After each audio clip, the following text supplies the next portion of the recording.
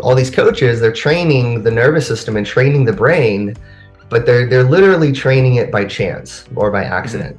And so the more that you get into even the basics of applied neuro, what you figure out is that everything that happens below the neck is really being controlled by what lives above the neck. Right. And then in the coaching world and training world, we kind of, I guess I would use the term, we kind of pay lip service to the nervous system. Like we talk about neural drive and greasing the groove and stuff like this.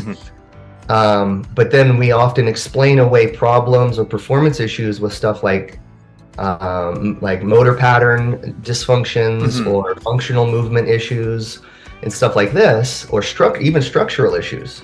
Like, well, yeah, you know, you got this, your ilium on one side is rotated and hiked on the other, and you know, blah blah blah. Right.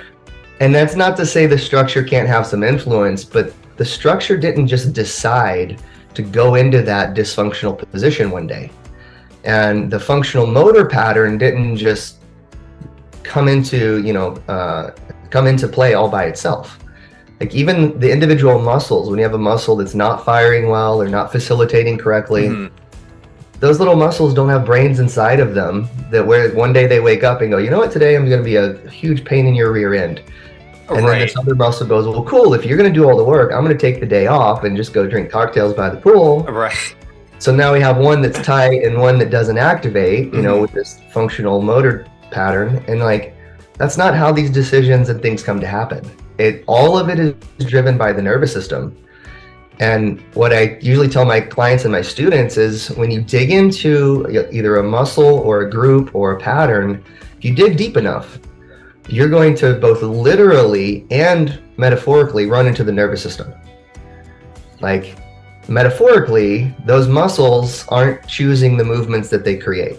Those connective tissues aren't the ones choosing to be tight. Those joints are not choosing their own dysfunctional pattern of movement. All of it is controlled by the nervous system, either up here or at a spinal cord level. And literally within the tissues, you go deep enough into fascia, muscle, deep tissue, you're going to find neural innervation that's telling those biomechanical tissues what to do.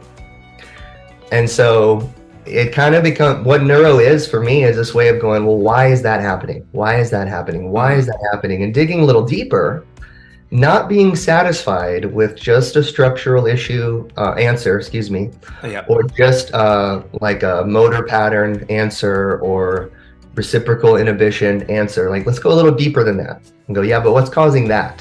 Why is that choice being made of all the possible choices of what the body can do? Why that one? What's it trying to compensate around, or what's it trying to protect that might be happening up here in the head and the cranium that is now making changes to the body's proprioceptive or biomechanical movements? Right.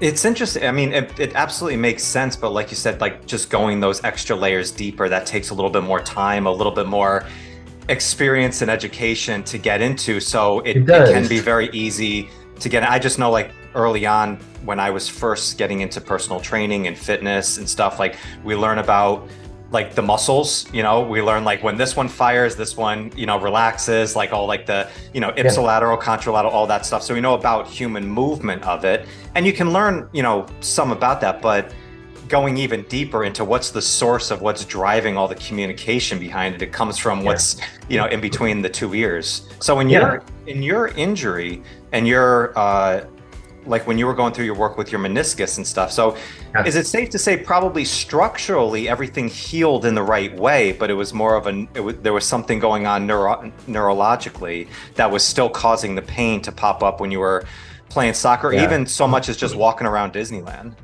Yeah, that's a pretty good assumption. And I think that's probably what happened. There's a great quote from Dr. Jeffrey Klein, who was a neuroscience professor at ASU. He may still be there. I just kind of lost touch with him.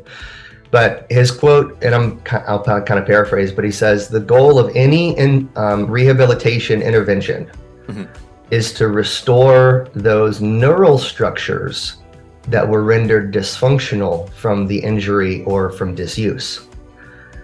And it's a very interesting quote that kind of speaks to what you're talking about, because anytime we have an injury, we don't only have a tissue injury, we also have a neurological injury that goes with it. And this is like always 100%. Because if the tissue is rendered dysfunctional, well, to use his words, what's going to happen in the neurological systems of motor control is our brain recognizes it cannot use that part of the body anymore in the same way.